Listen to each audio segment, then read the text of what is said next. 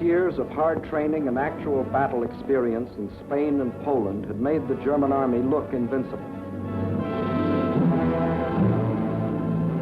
But what about the British and French? First, let's take up the British. They started from scratch, but both at home and abroad, an army was growing. For not only Britain had declared war, Canada, Australia, New Zealand, South Africa, the whole British Commonwealth of Nations was also determined on victory over Hitlerism and all it stands for. And Britain had one weapon that was ready, the Royal Navy. Shortly after war was declared, it had swept German shipping from the high seas.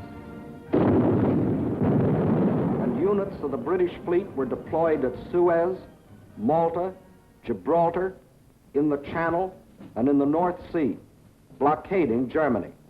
World conquest was impossible without running smack up against the rock called Britain. How to strike at that little island? That was the question. Between Britain and Germany stood not only France, but the little countries of Luxembourg, Belgium, Holland, Denmark, Norway, and Sweden. The people of these small neutral countries were peaceful, hard-working, and free. They knew they were in the middle and feared violation of their neutrality. Hitler knew this. He also knew that if they united with the Allies, they would form a solid democratic wall against Nazi aggression, and their conquest would be far more difficult. So before striking with his armies, he used another weapon, the propaganda barrage, to confuse, to make them lose faith, to divide and conquer. To lull the fears of the little neutrals, propaganda minister Goebbels told them Germany didn't want a war at all. It was Britain and France that caused all the trouble. Then it was Hitler's turn. In a speech on October 6, 1939, he made them all kinds of specific promises. To the Danes, he said, "We have concluded a non-aggression pact with Denmark." To the Norwegians, he said, "Germany never had any conflict with the northern states and has none today." To the Dutch, he said, "The new Reich has endeavored to continue the traditional friendship with Holland." And to the Belgians, he announced, "The Reich has put forth no claim which might in any way be regarded as a threat to Belgium." And while Hitler was making these promises, his generals were cold-bloodedly picking out the first victim, Norway. And why did they pick Norway? Its many steep inlets or fjords would make excellent U-boat bases, from which raiders could prey on British supply lines.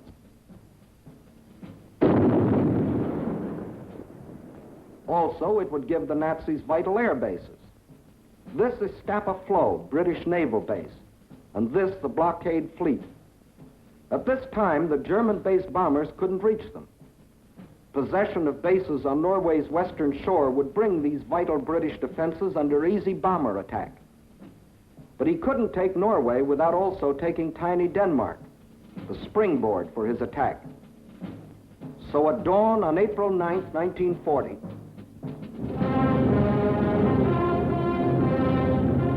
the German army rolled across the neutral borders of Little Denmark, and in a matter of hours it occupied the entire country. By nightfall, Denmark is erased as a nation, and the Danes go into slavery. Although only 6 months before, Hitler had announced, "We have concluded a non-aggression pact with Denmark. The Danes will not forget." Meanwhile, in Norway, peaceful-looking German merchant ships like these had sneaked inside Norway's neutral waterway and tied up at all principal ports. That is, they looked like merchant ships.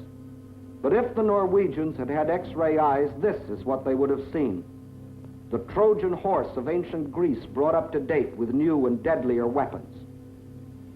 At the precise moment that the Nazis overran Denmark, these quiet-looking ships sprang to life.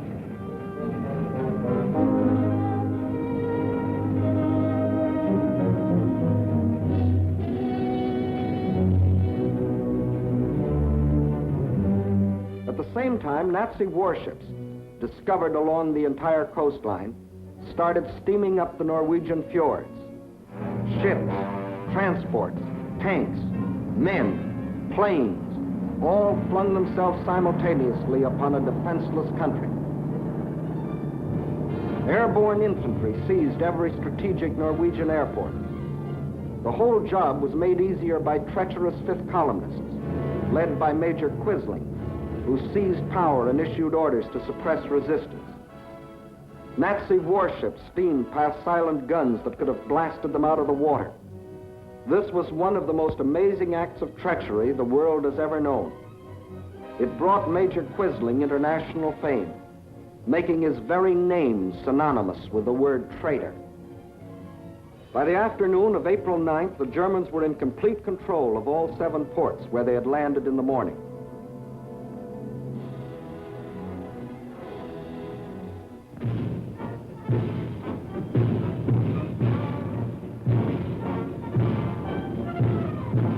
For the first time in more than 200 years, the people of Norway saw an invading army parading through their cities.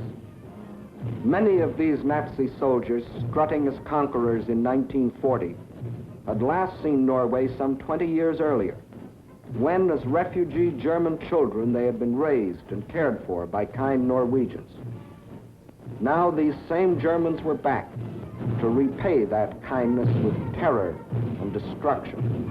Once they had occupied the capital, the Nazis quickly fanned out in all directions. But loyal Norwegian troops stopped one German column between Hamar and Elvera.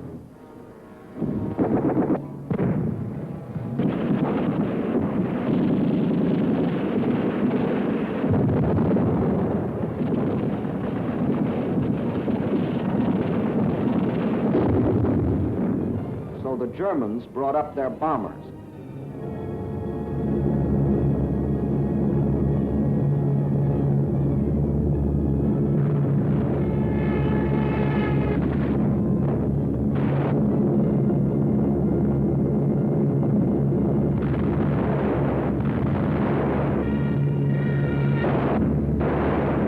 Norwegians were forced to flee to the north under constant and unopposed air attack. It was here that Captain Robert Losey, an American military attaché, was killed, the first American soldier to lose his life in this war. Meanwhile, the Nazis had spread all over the country. Small patrols occupied every strategic village. Parachute troops landed high in the mountains.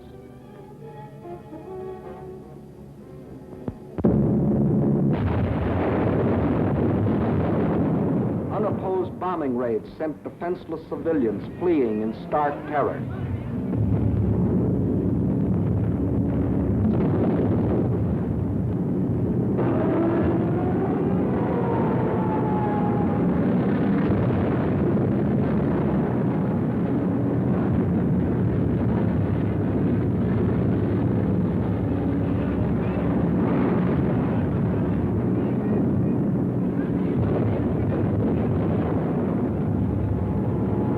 They hadn't wanted war.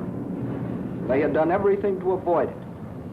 Hoping they could escape the Nazi scourge, they had compromised and tragically failed to unite with the other democracies.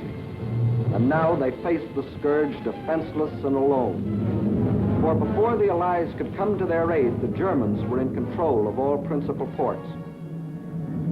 Regardless of this, British, French, and Polish contingents plunged in and made several landings along the Norwegian coast. They landed forces north and south of Trondheim and attempted an encircling movement on the city under constant, heavy, and almost entirely unopposed air attack.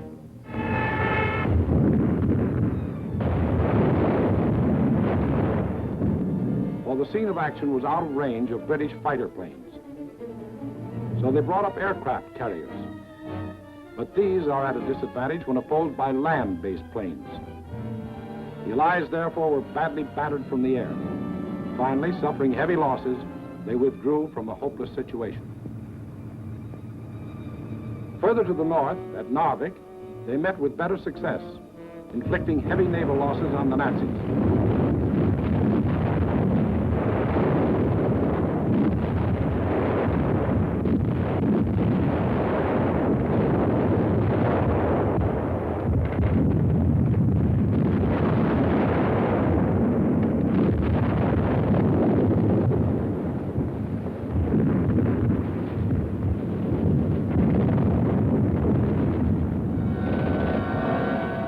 Made landings and held the town for nearly 2 months.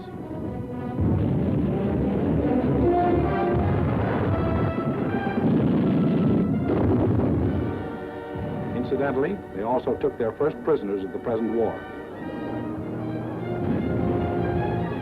But again, the Nazis' overwhelming air superiority proved a deciding factor. And the Allies were forced to withdraw under terrific air bombardment.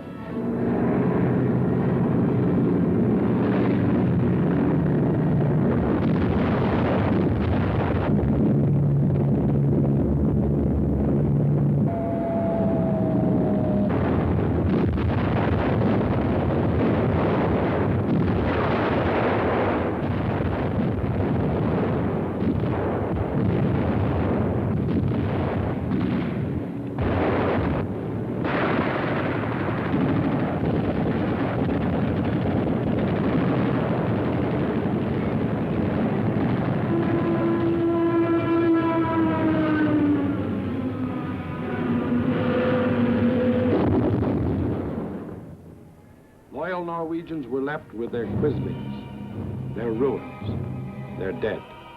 Even though 6 months before Hitler had said, Germany never had any conflict with the northern states and has none today. The Norwegians will not forget.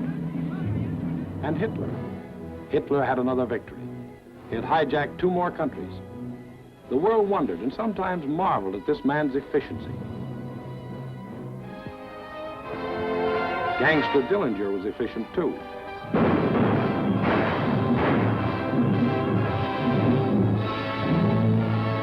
When a man or a nation throws away all regard for the laws of God and man, he is bound at first to be more efficient than his victims. Society had a police force to deal with Gangster Dillinger, but it had no police force to deal with Gangster Hitler.